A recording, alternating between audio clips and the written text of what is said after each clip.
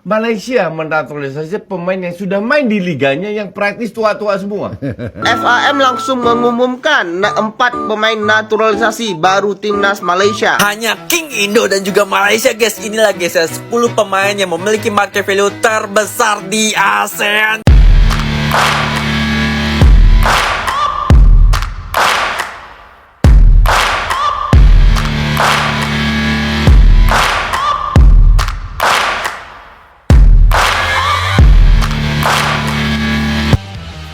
Edan alias gila. Demi ingin kalahkan timnas, FAM Malaysia naturalisasi pemain sampai sebut begini.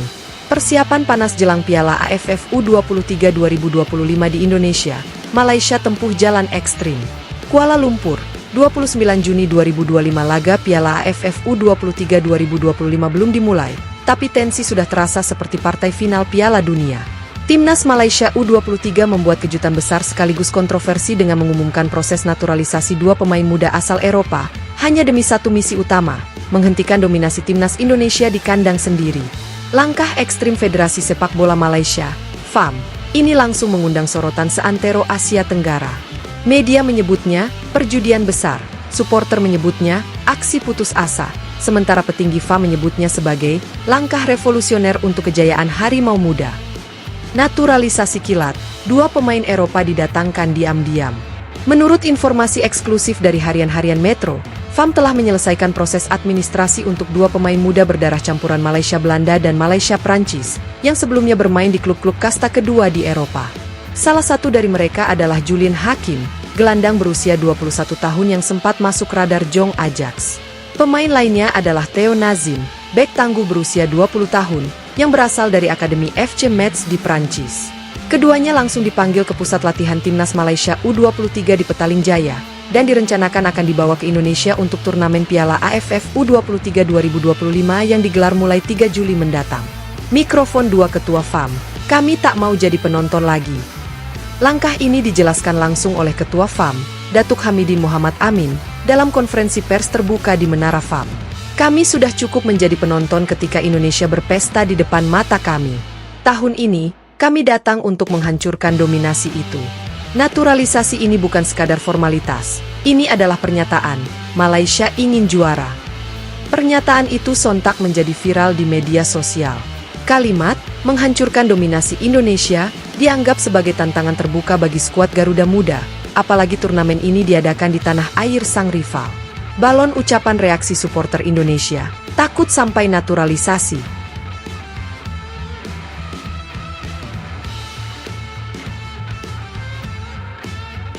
Tak butuh waktu lama, ribuan netizen Indonesia langsung merespons pernyataan FAM. Tagar naturalisasi panik dan Garuda gak takut menjadi trending di X Indonesia. Seorang warganet menulis, main di kandang lawan, supporter merah meriah, lawan udah dibantai STY sebelumnya. Pantes panik sampai naturalisasi dadakan. Lainnya menambahkan, mereka mau juara di Indonesia? Ya semoga aja bisa keluar grup dulu. Api STY dan Kluivert tenang tapi siaga. Dari kubu timnas Indonesia, duet pelatih Shin Tae-yong dan Patrick Kluivert menanggapi dengan tenang.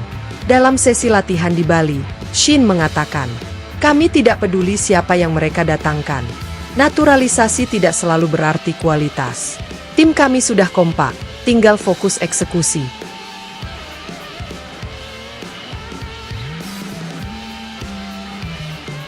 Sementara Patrick Kluivert menambahkan dalam bahasa Inggris, good players or new names won't matter if they can handle 90 minutes of pressure and 50,000 screaming Indonesians. Komentar ini disambut tawa dan tepuk tangan oleh awak media yang hadir.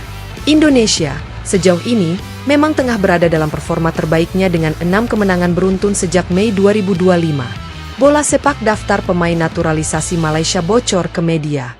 Beberapa jam setelah pengumuman resmi FAM, daftar pemain lengkap Malaysia bocor di media sosial. Nama Julian Hakim dan Theo Nazim terlihat disisipkan di posisi kunci, gelandang dan bek tengah. Menariknya, 2 pemain ini belum pernah berbicara dalam bahasa Melayu dan baru sekali datang ke Asia. Hal ini menimbulkan perdebatan di media Malaysia sendiri. Kolumnis olahraga senior, Syed Amirul, menulis, naturalisasi boleh dilakukan, tapi bukan dengan pemain yang tidak mengenal budaya kita. Mereka bukan solusi jangka panjang. Ini seperti tambal ban bocor pakai lem kertas.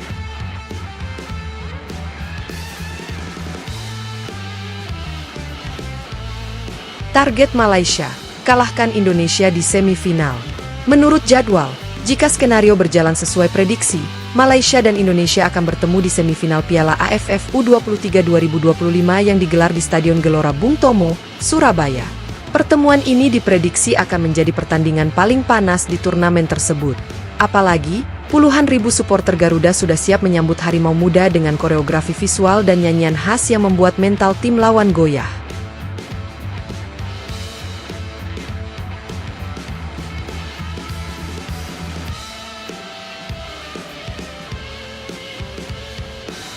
Beberapa kelompok ultras Malaysia bahkan telah meminta FAM agar tidak menempatkan pemain naturalisasi di posisi vital saat menghadapi Indonesia, dengan alasan belum punya nyali untuk tekanan tribun Garuda. Siluet kepala yang berbicara dua pengamat, naturalisasi tanda takut, pakar sepak bola Asia Tenggara, Firman Maulana, menilai langkah Malaysia sebagai bentuk ketakutan terselubung.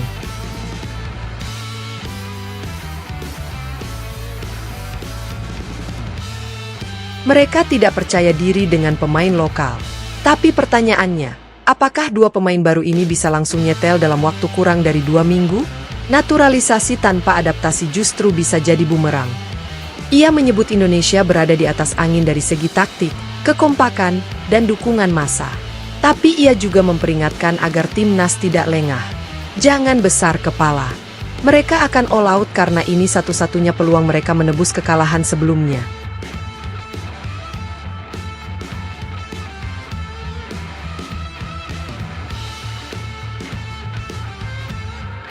Stadion 2 semua mata menuju Indonesia. Dengan turnamen digelar di Indonesia, atmosfer kejuaraan AFF U23 2025 dipastikan akan sangat emosional.